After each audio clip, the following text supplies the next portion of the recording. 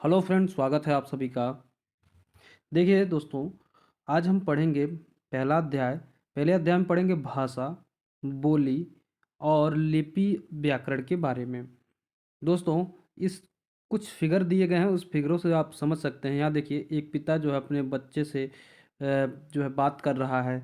यहाँ एक लड़की जो है अपनी माता के लिए पत्र लिख रही है और यहाँ उसकी माता जो है पत्र को पढ़ रही है। तो इस इन तीन दृश्य से क्या समझ सकते हैं आप? इनका ये तीन दृश्य क्या है कि देखिए, पहला दृश्य ये बताता है कि भाषा क्या है। भाषा बोली जाती है, ठीक है, बोली या कही जाती है। दूसरा ये दृश्य ये समझाता है कि भाषा जो है लिखित होती है, यानी लिखी भी जाती है। और तीसरा ये दर्शा रहा है कि भाषा जो है पढ़ी जाती है, ठीक है। यानी अगर जो भाषा की परिभाषा देखें तो अपने मन के भावों को क्या है, बोलकर, लिखकर या पढ़कर व्यक्त करना क्या होता है, भाषा कहलाता है, ठीक है। या फिर कह सकते हैं कि भाषा वह साधन है जिसके द्वारा व्यक्ति अपने विचारों का आदान प्रदान करता है, ठीक है। तो ये चीज़ें होती हैं भाषा के बारे में। बस ये तीन फिगर से आप ये चीज़ें समझ सकते हैं। भाषा बोली जाती है, भाषा लिखी जाती है और भाषा जो है पढ़ी जाती है। आइए भाषा की उपभाषाओं के बारे में समझते हैं। उपभाषा क्या होती है? तो पहचान या लक्षणों की दृष्टि से उपभाषा का स्वरूप लगभग भाषा के समान होता है। अंतर यह है कि बोल चाल में इसका प्रयोग भाषा की अपेक्षा पर्याप्त सीमित होता है। उपभाषा की साहित्य रचना की भी पर्याप्त क्षमता होती है। ब्रज और अवधि की जो बोलियां थी उस अब उपभाषा के स्तर में पहुंच गई हैं। पहले क्या थी, ब्रज और अवधि भाषा क्या बोली जाती थी, लेकिन अब वो भाषा क्योंकि अब उसका प्रयोग जो है बहुत ही कम हो गया है। दूसरी चीज़ मदर टंग क्या होती है, यानी मदर लैंग्वेज की बात करें या मातृभाषा की बात करें, यानी जो हमारे ग्रामीण परिवेश में यानी किसी क्षेत्र विशेष में कोई भाषा बोली जाती है तो उसको हम उसको मातृभाषा कहते हैं। जैसे दुनिया का कोई भी देश हो, चाहे इंग्लैंड, जापान या भारत, सभी देशों में बच्चे अपने माता पिता की देख रेख में पलते हैं और अपनी माता की भाषा सीखते हुए बड़े होते हैं। हमारे देश भारत में अनेक राज्य हैं, जैसे उत्तर प्रदेश, मध्य प्रदेश, पश्चिम बंगाल, तमिलनाडु आदि। उत्तर प्रदेश और मध्य प्रदेश जैसे राज्यों में हिंदी भाषा बोली जाती है, तो वहीं जन्म लेने वाले बच्चों में माता पिता की देखभाल रहते हुए अपने आप ही अपने आप ही मतलब बच्चा क्या होता है, बोलने लगता है। पश्चिम बंगाल के परिवारों में बच्चे बांग्ला भाषा बोलना सीख जाते हैं। इसी प्रकार तमिलनाडु में बच्चे तमिल बोलना सीख जाते हैं। यानी अपने माता पिता, इस तरह से कह सकते हैं भाषा क्या होती है, अनुकरण से आती है। यानी अपनी माता पिता की लैंग्वेज सुन करके जो है वो चीज़ें वो भी चीज़ें सीख जाते हैं। चूँकि सभी बच्चे माता संरक्षण के समीप रहकर वही भाषा सीखते हैं जो माता द्वारा बोली जाती है, इसलिए उस भाषा को मातृभाषा कहते हैं। यह यहाँ यह बात ध्यान में रखनी चाहिए कि प्रारंभ में बच्चा प्रत्येक भाषा के बोले हुए रूप को सुनकर बोलना सीखता है, इसलिए मातृभाषा का रूप मौखिक भाषा का होता है। भाषा के रूप की अगर बात करें तो भाषा के दो रूप होते हैं, पहला मौखिक, दूसरा लिखित। मौखिक भाषा में भाषा बोली या कही जाती है और लिखित भाषा में पढ़ी या लिखी जाती है, ठीक है। तो मौखिक भाषा में मुख से बोलकर विचारों को अभिव्यक्त करने वाली मौखिक भाषा कहलाती है। मनुष्य सबसे पहले मौखिक भाषा ही सीखता है, जैसे टेलीफोन पर बात करना, भाषण देना, दूरदर्शन, रेडियो आदि मौखिक भाषा के उदाहरण हैं। अब देखिए लिखित भाषा में लिखकर विचारों को अभिव्यक्त करने वाली भाषा लिखित भाषा कहलाती है। इस भाषा के द्वारा हम ही हम अपने ज्ञान, विज्ञान, साहित्य, संस्कृति आदि को सुरक्षित रखने में समर्थ हैं। पत्र, समाचार पत्र, पुस्तक, शिलालेख, ब्लैकबोर्ड पर लिखना आदि लिखित भाषा के उदाहरण हैं। आइए बोली को समझते हैं। बोली क्या होती है? भाषा के क्षेत्रीय रूप को बोली कहते हैं। बोली का क्षेत्र सीमित होता है। हरियाणवी, ब्रज, मैथिली, भोजपुरी, मारवाड़ी, गढ़वाली, छत्तीसगढ़ी आदि बोलियों में साहित्य रचना नहीं होती। इनका प्रयोग दूसरे राज्यों के अन्य भाषी लोगों के साथ विचारों के आदान प्रदान न होकर उसके क्षेत्र के लोगों के साथ होती है, तो उसे हम कहते हैं बोली। देखिए हिंदी की अन्य उपभाषाएं क्या हैं? भारत एक विशाल देश है जिसमें अनेक राज्य हैं और इसमें रहने वाले लोग अलग अलग भाषा बोलते हैं। जैसे उत्तर प्रदेश, मध्य प्रदेश, बिहार, उत्तराखंड, राजस्थान आदि राज्यों में हिंदी बोली जाती है।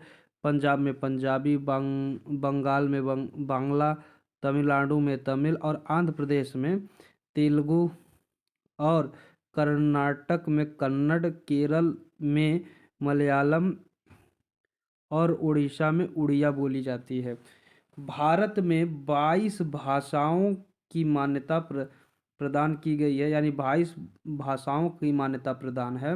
वो 22 भाषाएं क्या हैं, आइए उसको समझते हैं। देखिए असमिया, उड़िया, उर्दू, कन्नड़, कश्मीरी, कोंकणी, गुजराती, डोगरी, तमिल, तेलुगु, नेपाली, पंजाबी, बांग्ला, बोडो, मणिपुर, मराठी, मलयालम, मैथिली, संथाली, संस्कृत, सिंधी और हिंदी। तो ये आपकी कुल 22 जो है बोलियां हैं। ठीक है, 22 बोलियां हैं, तो ये चीज़ें आपको याद रहनी चाहिए कि 22 बोलियां हैं। बोलियां कितनी हैं? 22 है। ठीक है, तो 22 भाषाएं हैं हमारी। ठीक है, हमारे देश की कितनी भाषा है जी? भाषा कितनी है? तो भाषा है आपकी 22। ठीक है, राष्ट्रभाषा क्या है उसको समझ। जो भाषा किसी देश के सबसे बड़े भूभाग में बोला जाता है, व्यवहारिक रूप से वह उस देश की राष्ट्रभाषा कहलाने की अधिकारिणी होती है। इस दृष्टि से हिंदी भारत की राष्ट्रभाषा है। ठीक है, तो राष्ट्रभाषा, लेकिन ऐसा कहीं नहीं, लेकिन हिंदी को क्या माना गया है? राष्ट्रभाषा नहीं, बल्कि क्या माना गया है? राजभाषा। ठीक है, क्या माना गया है?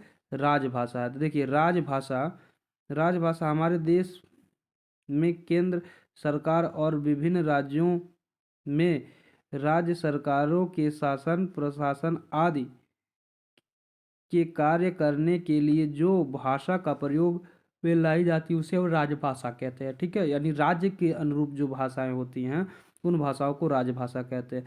भारत के संविधान 14 सितंबर 1949 को हिंदी भाषा में भारत संघ राजभाषा के रूप में स्वीकार कर लिया गया। इसीलिए 14 सितंबर को हिंदी दिवस मनाया जाता है। तो एक चीज़ आपको याद रखना है कि हिंदी हमारी राष्ट्रभाषा नहीं, हिंदी हमारी क्या है? हिंदी हमारी है राजभाषा। ठीक है, तो ये कौन सी भाषा है? ये राजभाषा। आइए लिपि को समझते हैं, यानी लिखने के ढंग को लिपि कहते हैं। लिपि किसे कहते हैं? तो लिपि आपके लिखने के ढंग को कहते हैं। देखिए भाषा में ध्वनि को जिन लेख चिन्हों द्वारा प्रकट किया जाता है लिपि कहते हैं। प्रत्येक भाषा की अपनी लिपि होती है, किंतु कुछ भाषाएं भिन्न होने पर भी उनकी लिपि एक हो सकती है। जैसे संस्कृत और हिंदी और मराठी, इन तीनों की लिपि क्या है? देवनागरी लिपि है। ठीक है, यानी आप कैसे संस्कृत, हिंदी और मराठी, ये तीनों की लिपि कौन सी है? देवनागरी है। परिभाषा क्या? किसी भाषा की उच्चारित ध्वनियों को लिखने की विधि ही क्या कहलाती है? लिपि कहलाती है। कुछ भाषाओं की लिपियां निम्नलिखित हैं। देखिए हिंदी, संस्कृत, मराठी और नेपाली भाषाओं की लिपि देवनागरी है। यानी देखिए 4 भाषाएं ऐसी है जिसकी लिपि कौन सी है? देवनागरी। कौन कौन सी? हिंदी, संस्कृत, मराठी और नेपाली। अंग्रेजी भाषा की लिपि जो है वो कौन सी है? रोमन है। इंग्लिश की क्या है? रोमन है। पंजाबी भाषा की लिपि गुरुमुखी है। पंजाबी भाषा की लिपि क्या है? गुरुमुखी है। और उर्दू और अरबी की लिपि फारसी है। और तमिल भाषा की लिपि तमिल है। ठीक है। व्याकरण क्या होता है उसको समझिए। भाषा ध्वनि प्रतीकों अथवा शब्दों की एक व्यवस्था है। इसमें शब्द एक दूसरे के साथ साथ व्यवस्थित रूप से जुड़े होते हैं। प्रत्येक भाषा की अपनी व्यवस्था होती है और प्रत्येक भाषिक व्यवस्था के अपने नियम होते हैं। भाषा की इस व्यवस्था के नियम को ही क्या कहते हैं? व्याकरण कहते हैं। परिभाषा देखिए, व्याकरण वह शास्त्र है जिसके द्वारा हम किसी भाषा के शुद्ध रूप का पूर्णतया ज्ञान प्राप्त करते हैं। यानी किसी भाषा का शुद्ध रूप में ज्ञान प्राप्त करना ही क्या आपका कहलाता है? ग्रामर यानी व्याकरण कहलाता है। अगला क्या? व्याकरण सीखने के बाद मनुष्य भाषा की प्रकृति समझ कर उसे शुद्ध रूप से बोलने, लिखने, पढ़ने, समझने लगता है। वह भाषा के प्रयोग में कम से कम अशुद्धियाँ करता है। इस प्रकार भाषा में शुद्धता और एकरूपता बनाए रखने में व्याकरण उपयोगी बहुत उपयोगी होता है। व्याकरण व्याकरण के निम्नलिखित 4 अंग हैं। देखिए, पहला वर्ण विचार, दूसरा शब्द विचार, तीसरा पद विचार और चौथा वाक्य विचार। इन सबको हम बारी बारी से पढ़ेंगे। देखिए, वर्ण विचार क्या होता है उसको समझिए। वर्ण विचार में हमें वर्णों के उच्चारण, उनके भेद और बनावट का ज्ञान प्राप्त होता है। शब्द विचार में हम शब्दों की बनावट, शब्दों के भेद, शब्दों की उत्पत्ति तथा शब्दों का उच्चारण का अध्ययन करते हैं। पद परिचय में क्या होता है? वाक्यों में प्रयोग किए गए पदों का व्याकरण की दृष्टि से परिचय देना ही क्या कहलाता है? पद परिचय कहलाता है। वाक्य विचार क्या होता है? वाक्य विचार के अंतर्गत हम वाक्यों के प्रकार, भेद, प्रयोग तथा रचना आदि के बारे में ज्ञान प्राप्त करते हैं। तो दोस्तों, अगर वीडियो पसंद आए तो चैनल को सब्सक्राइब करें, वीडियो शेयर करें। मिलते हैं आपसे नेक्स्ट वीडियो में वर्ण विचार को लेकर के।